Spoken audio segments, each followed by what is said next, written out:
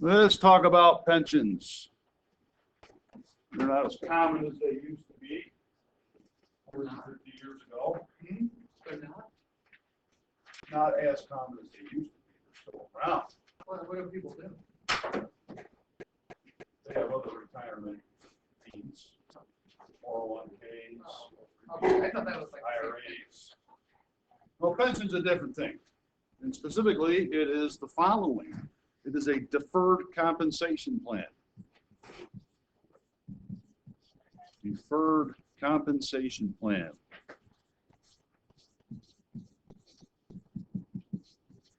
All right. On page 626. There'll be some stuff here to take a look at. And a pension is one kind of deferred compensation plan, basically a retirement plan. Okay. There's two broad categories of these. All right. There's the defined contribution plan. Defined.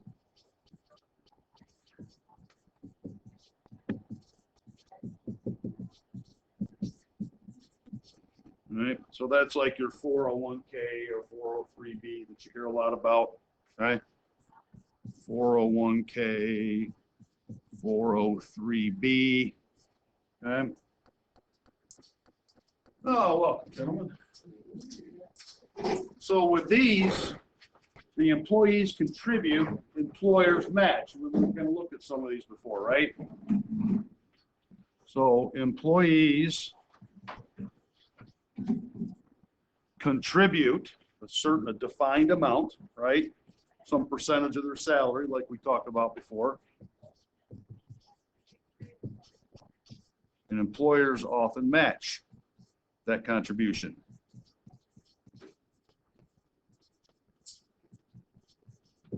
Yeah. So these contributions are usually invested, managed somewhere, right? By an account manager, right? And they're usually invested in the equity markets. By equity markets, I mean stock market, right? So they're usually invested in equity market.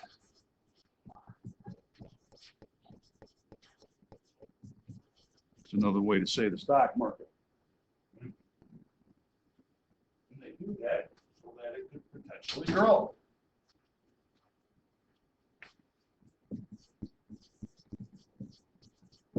So you might guess that we call it a defined contribution because what can you say about the benefit at the end when you retire? Would it be guaranteed? Yes. Who guarantees it? The government? No. Employer? Huh? Employer? No. Put it in the stock market. Are there any guarantees there? No, but generally over any 10-year period, any investment is going to increase, but that's actually not a guarantee either, right? Or the amount that you get at retirement is not guaranteed, right?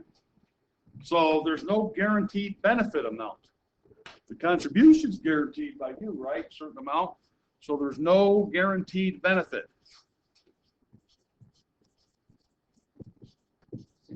Or benefit amount, right? Most of the time you'll get a benefit, right? But you're not sure exactly because, subject to the whims of the market, right?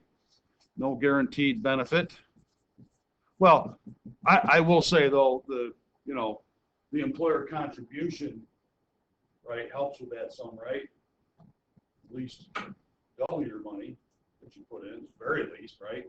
Or So I guess it could be. You're putting in all your retirement. Say that again? You're putting in all your retirement money?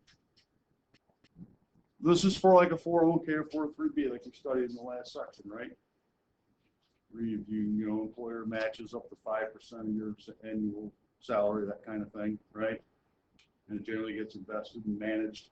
So let's say. And you get to pick the risk though too, right? You get to pick like how much risk you want. You don't need to calculate it with standard deviation or anything, but they'll have certain risk categories. So for example, if it's 40 years until you retire, you might want to have your 401k invested in a high risk, high return, right? Because what happens if you take a loss in the short term? Well, if you got 40 years to go till you retire and you take a little loss 5 years into this, you know, what's the likelihood of making it up? Pretty good, right? Okay. But then when you get closer to retiring, say you've only got 5 years left, you might want to shift that to a lower risk tool, right?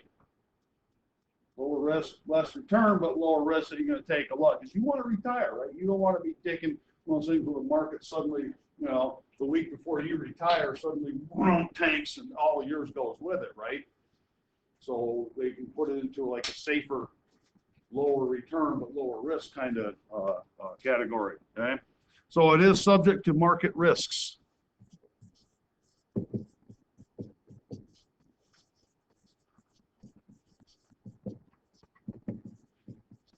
But you can kind of manage those risks as you go along. Right? Closer you get to retirement, and you want to go review your retirement plan. Say, I think I want to start shifting into safer categories here, right? All right. And then all the money you put in is in it's in an individual account for you. Okay, it's not pooled together. So they use individual accounts.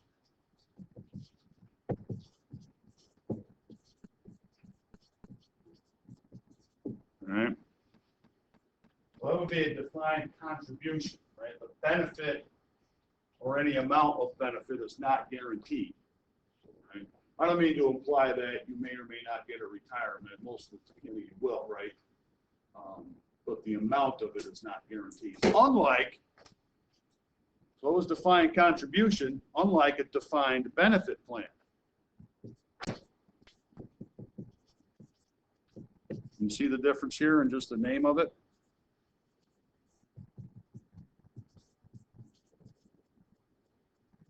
Oh, I see you guys are asking questions. That would be, say, a pension. All right. So retirement benefits are guaranteed as per an agreed upon formula. Retirement benefits are guaranteed. And I'm going to put guaranteed in quotes.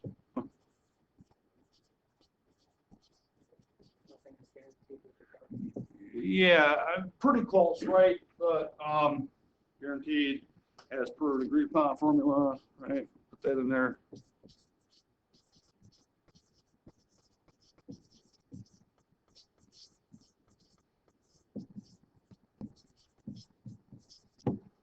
Used to be private industry would issue pensions as well, but now, for the most part, pensions are only for, like, say, government employees, like teachers, police officers, firefighters, that kind of thing, right? People in the government. And so, yeah, the benefit after formula is guaranteed, right? However, there have been instances where, you know, state legislators have talked about, you know, that they can't fund the pension.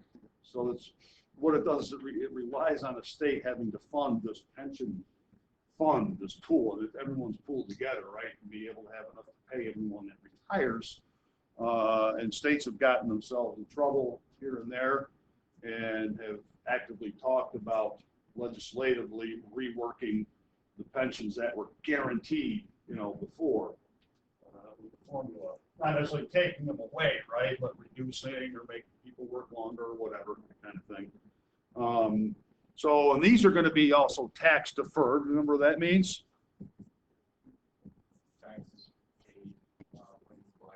Yeah, right. So the money you put into it is pre-tax, right? And then when you retire, you'll pay taxes on that income.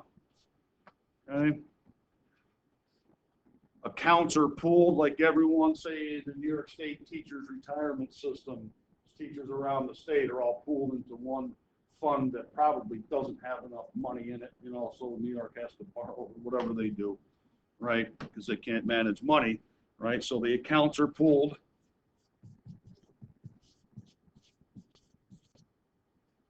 And you must be what's called vested to get the benefit, okay? I don't know if you've heard that term before.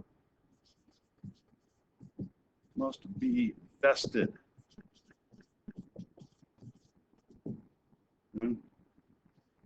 And it's a certain number of years in the retirement plan, okay? And it's going to be defined by each institution, right? So certain number of years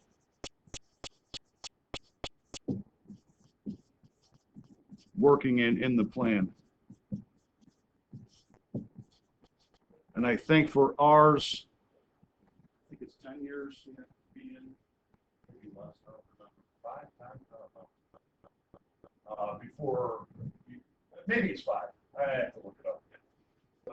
But, you know, after 5 years of teaching, technically I could have retired and gotten my pension from New York State. However, according to the formula, after only having worked 5 years and say not 30, I might have made $5,000 a year. How many years are you? This is number 17. 17. Since you people were zygotes. Actually, I was a toddler baby. You were what? I was a toddler baby. Tyler Babyman. I see I Babyman. can't believe you were here 17 years. I thought it was more like the old instructor. Yeah, I guess. Yeah, I'm old now. Holy, he's not very. Let's do the, oh, yeah. And to be vet, they can either do what's called graded vesting or cliff vesting. So graded or cliff vesting. I believe that teachers, it's 5 years, they're looking at it, it's a cliff vesting, which means as soon as you hit 5 years, you're vested and you can retire anytime you like, but you got to take, you know, you don't go full 30, then you got to take what we give you, which is much, right? But then the graded is, okay, maybe it's not a set 5 years, right? Maybe it's like 8 years. In the first 2 years, you would get 0% of your pension. After the third year in the plan, you might get 10% of what would be your full pension. You follow me? And moving on up to, if it's 8 years, right, then after year 8, you get 100% of whatever your pension would be at that time, if that makes sense. Or you're 100% vested, yes. Okay. So vested basically means that you are eligible to take your pension benefits, right? But again, wouldn't make much sense doing it after only a couple of years because you'd have to go find another job or, you know, start begging for cat food, right? And some of them may have what's called a COLA. Ever heard of a COLA? I know ours does not. I'm pretty sure it doesn't. A COLA. Never heard of it, huh? Because you didn't read again, did you? Yeah. COLA, remember what we talked about when, you know, a teacher, say, retired 25, 30 years ago, and at the time, whatever money they were retiring on was pretty decent, but because of inflation, not so much now, right? Like maybe they retired on $25,000, which now is tough to get by on, right? So a COLA, if it's written into the agreement, is a cost of living adjustment, okay? This is a cost of living adjustment.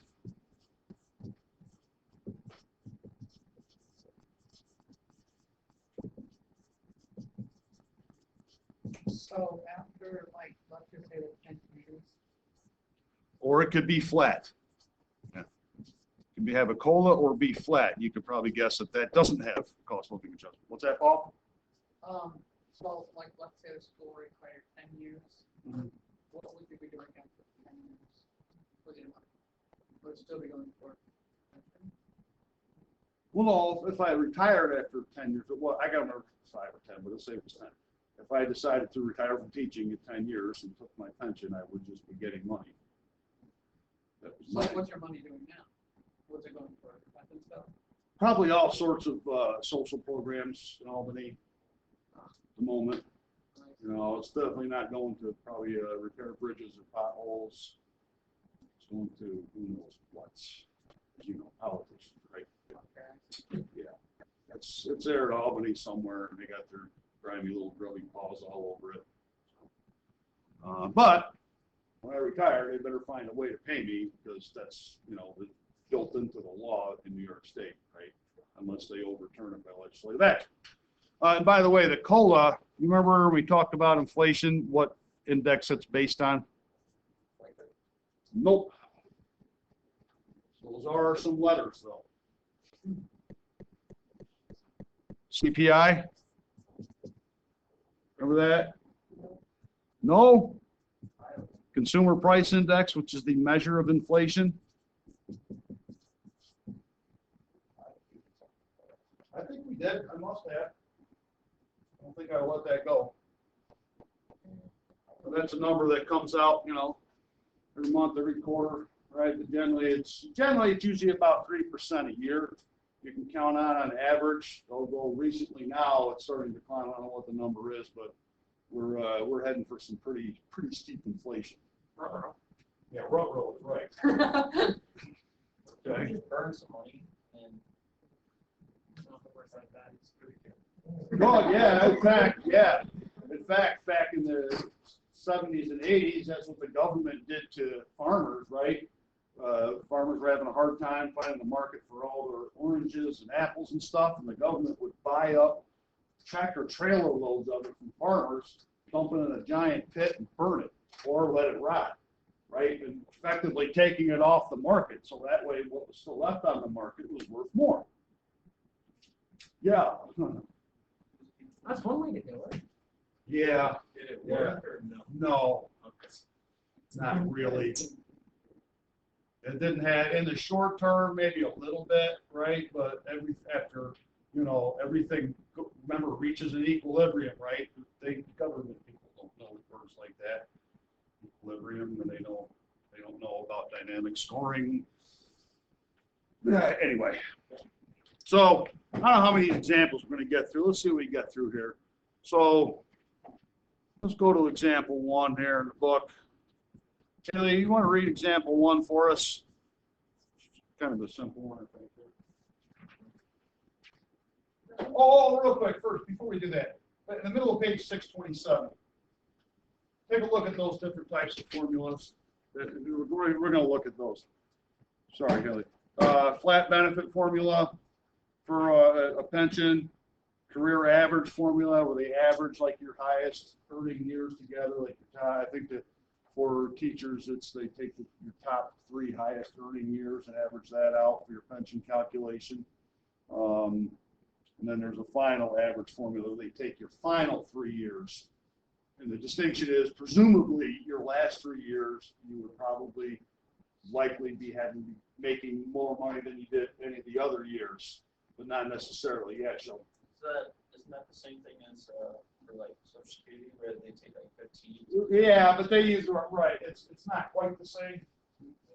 A little bit. Same concept. It's kind of, yeah. Well, they average years together, yeah. Social Security averages, you know, the third.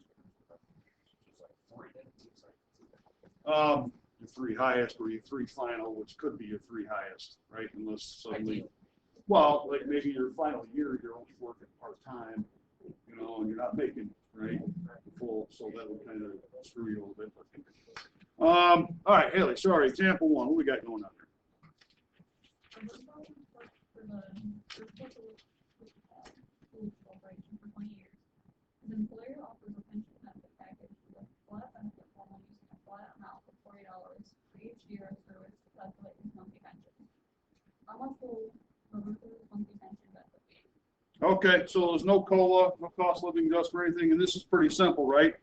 So it's a flat $40 per month for his pension, 40 per month times every year that he worked, right? So it's a flat 40 per month for each year worked.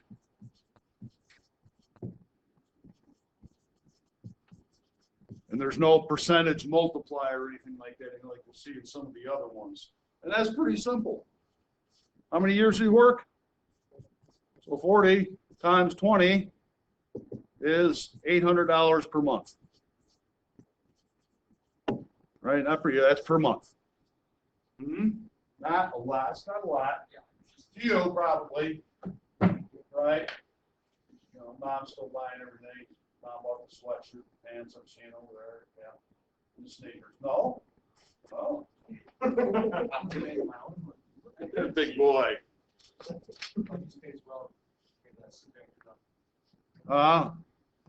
Well, let's, we're not gonna do the check on that one. Let's go to example 2. Paul, what's going on there? After 1 year of retirement, Roberto's employer from example 1 offered a 2.21% cost of living adjustment. His monthly expense. So he's got a COLA, go ahead. Next year, the employer is offering a 2.35% COLA. Determine Roberto's new monthly pension. So 2.21%, and then, what was it, 2.35%? Right? So figure this out, we just gotta just work about both separately, right? So after year 1, right? After his first year of the 800, right? After year 1. Right? So that's the increase on the 800. Remember to do that, right? 800 times what? No. 1.021. We're doing this. 1.021. Right, you got to convert the percent to a decimal. 1 plus. 0.231. Oh, forgot. There's another 2 in there. Thank you. Missed a 2. Almost like you guys never saw that. That's your 2.21%. And that should give you, what, $816.68 per month? Okay. Huh? And then for year 2, so after, not for year 2, but after year 2, the distinction there is kind of important, right? Not for, but after year 2. So this would be year 3, right? So we take that, the 816.68. What am I doing wrong, Haley? What's 817? 800 times 1.0 after year 1. It's 817? Why do I have 16 in here? You sure about that? I'm sure. Okay. Wow. That is 2 in a row. Well, you all feel better about yourselves. Now the COLA is 2.35. So 1.0235. We got all digits in there now. So he should be making, let's see if I get this right. Well, you tell me, is it 836.90? Okay. 836.90 per month. So he's getting a little help with the inflation, right? It's a little low for right. Like remember, if you consider inflation averaging about 3%, it's kind of on the low side, but it's kind of fair, yeah. Okay. Let's at least get to example 3 here. And they do that with a spreadsheet. We're not going to do it with a spreadsheet. We're going to simplify it a little bit.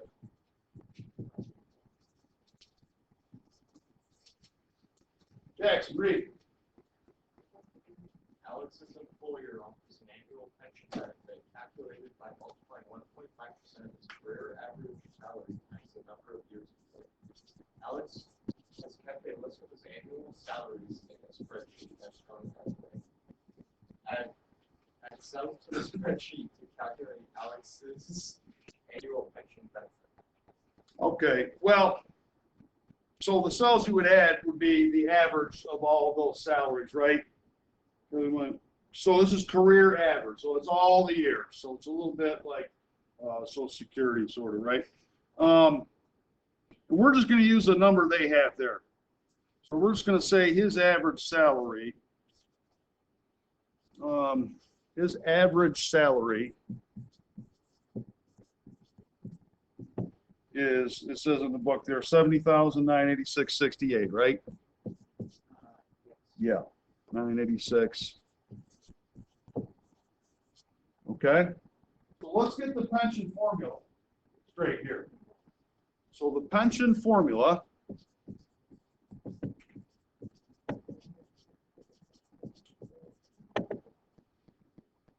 is what? 1.5% of the average salary, isn't that, times the number of years he was employed. So how many years was he employed?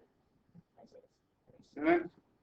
So this is 1.5% times average salary times number of years times number of years. So that's the rough formula. So it's going to be, so his pension will end up being, so that, and it's annual, right?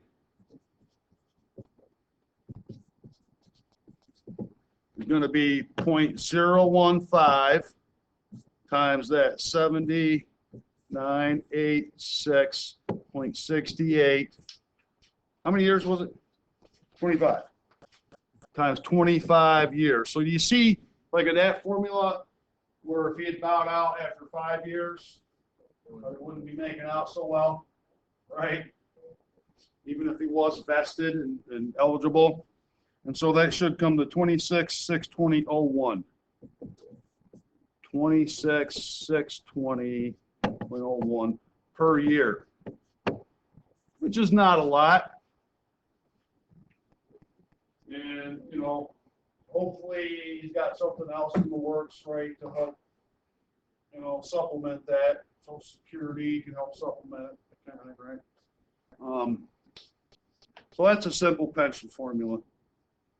Yeah, because any other kind of income would make you non-eligible for that. Yeah, right. Well, there's most of the time the pensions will come to limits on what you can earn after you retire.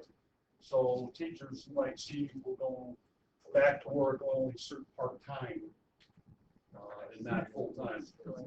Substitute. Sure, or doing some work at BOCES or something like that. Like, you remember Mrs. Shaw across the hall here, right? She was retired 2 years ago. And she does a couple of English classes for BOCES now at college level. English classes, but not going to go over the income limit. Stop there for now. We'll finish these notes up tomorrow, I think. Yeah, we'll do it that way.